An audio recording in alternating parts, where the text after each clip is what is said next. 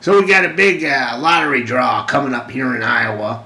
The Powerball right now, as it stands, is over 300 million. That's 300 million. Of course, I got me a ticket. Hopefully, might just win the lottery. And they got me thinking, well, let's suppose I do win this lottery. I get the 300 million. What should I spend it on? And I had a few ideas. I was thinking a new toothbrush. The one I have now has lost all its pizzazz. You ever see the movie Office Space? It's about these guys who were embezzling money from the company. At one point, one of the guys asked this neighbor of his what he'd spent, I think like $30 million on. He said 2 chicks making out. That got me thinking, yeah, you know, I'd spend some of my money on that too, to see 2 chicks make out. Specifically, Emma Stone and Jennifer Lawrence. I'd pay good money to see those 2 lock lips. Of course, they're big-time actresses, so they're just not going to take money from me to make out with one another. They'd probably have to be a part of some movie, so I'd have to finance that. I'm thinking vampire sorority girls from Cincinnati.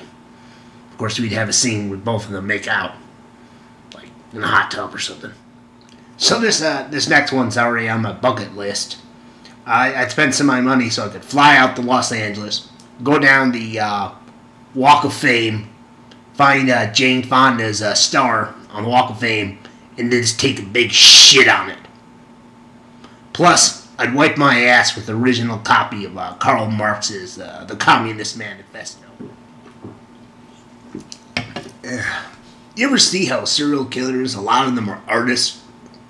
You know, they paint paintings because, you know, they have this tortured soul inside of us, as opposed to some of their victims who were literally tortured souls. You know, people are like, oh, they've got this artist trapped inside them that just wants to get out. Yeah, and they had a hitchhiker trapped inside the trunk of their car at one point. Well, anyway, I would probably spend some of my money on some of that serial killer convict art, right? And after the guys died, I take all of their paintings and I burn them! So that way they'd only be remembered as a murderer and the disgusting pigs that they are. So, speaking of paintings, I think I'd touch up the old man cave with a couple of Picasso's, some Grandma Moseses, and Pollock paintings, you know, make the place look nice. I'm sick and tired of looking at sheer rock. And of course, if I'm going to have, you know, some Picasso's and some Grandma Moseses hanging in my man cave, I'm going to need something to protect them when I'm out, you know? I'm thinking like a pack of ocelots. I spend my money on that. A pair of, a pack of ocelots to protect my Picasso's. So if you watch Saturday Night, they got this guy on called Pete Davis. He started last year, right? And the first bit they had him do, he was talking to the news guys about how when he was a kid, him and his buddies would always be talking about, would you go down on someone for $1 million? If they offered you $1 million, would you go down on them? And he's talking about how all his buddies said no. And he said no too, but he said, you know, the truth of it is, he probably would go down on someone for $1 million. It's $1 million. So this was a pretty funny bit. So I'm thinking, I get $300 million. I could spare $1 million to see if he'd actually go through with it. You know, put his money where his mouth is.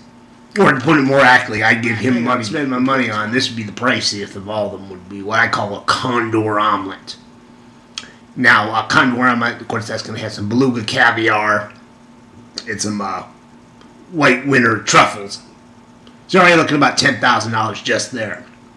But what makes it really pricey is the omelet is made out of the egg of an endangered California condor. And if you know anything about the endangered species list, you know, you take one of those California condor eggs and you make an omelet out of it, you're looking at a good $12,000 price. But I think I can afford it.